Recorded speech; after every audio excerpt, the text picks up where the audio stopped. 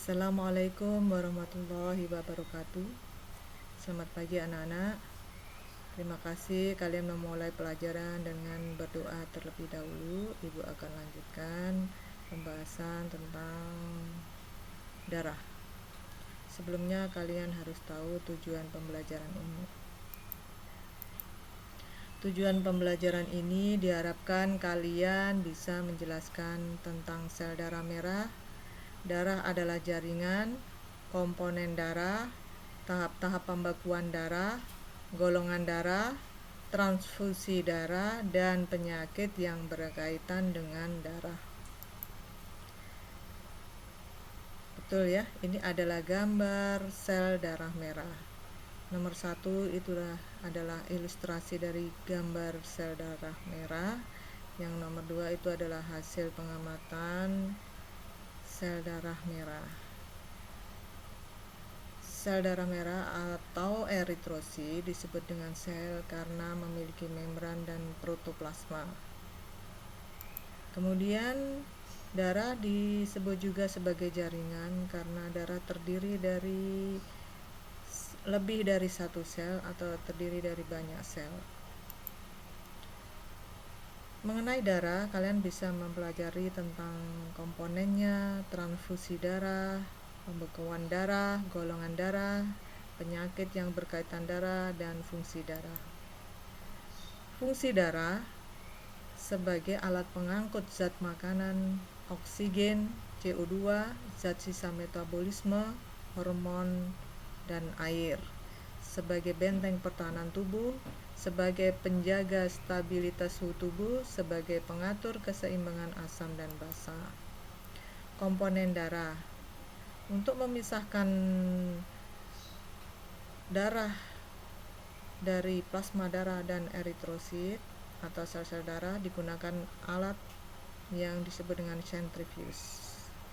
Dari hasil menggunakan alat centrifuge didapatkan plasma darah sejumlah 55%, eritrosit 45%, dan yang 5% terdiri dari sel darah putih dan keping-keping darah.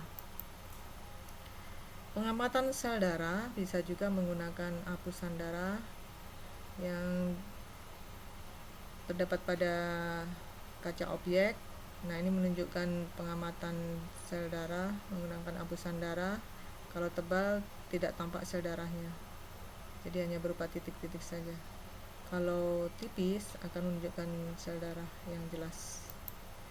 Ini juga hasil pengamatan sel darah menggunakan apusan darah. Untuk sel darah mengenai macamnya terdiri dari eritrosit, leukosit, dan trombosit. Mengenai macam sel darah, kalian harus mengetahui tentang ukurannya, jumlahnya, strukturnya, bentuknya, tempat produksi, dan fungsinya. Plasma darah. Plasma darah terdiri dari zat organik dan anorganik. Bisa juga dikelompokkan dari zat makanan dan mineral, zat-zat yang diproduksi sel, protein darah, zat sisa metabolisme, dan gas pernapasan. Pembekuan darah. Pembekuan darah ini bisa dilihat dari tahap-tahapnya, dimulai dari luka akan menyebabkan pecahnya trombosit, dan pecahnya trombosit akan mengeluarkan trombokinase. Adanya trombokinase menyebabkan protrombin menjadi trombin, dan adanya trombin di darah menyebabkan fibrinogen menjadi fibrin. Golongan darah. Golongan darah ditentukan oleh agglutinogen pada sel darah merah dan agglutinin pada plasma darah. Contoh di samping hasil dari tes golongan darah.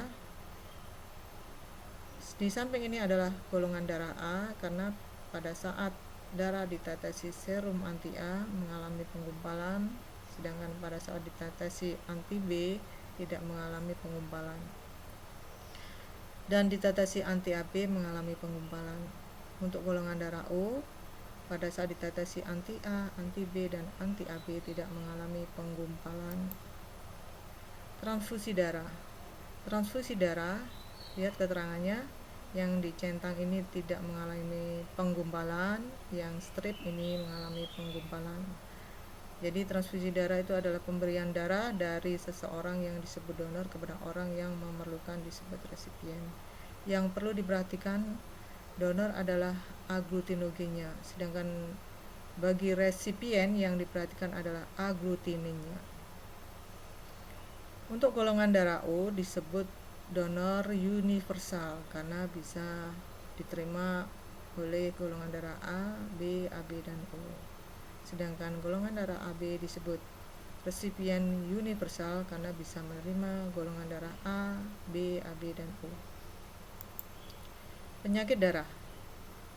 Contohnya hemofilia. Hemofilia ini adalah kondisi darah sukar membeku. Anemia adalah penyakit kekurangan darah.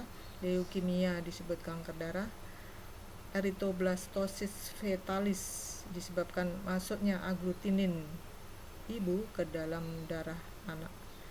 AIDS ini disebabkan oleh virus HIV di mana penularannya melewati darah. Ini adalah tes darah.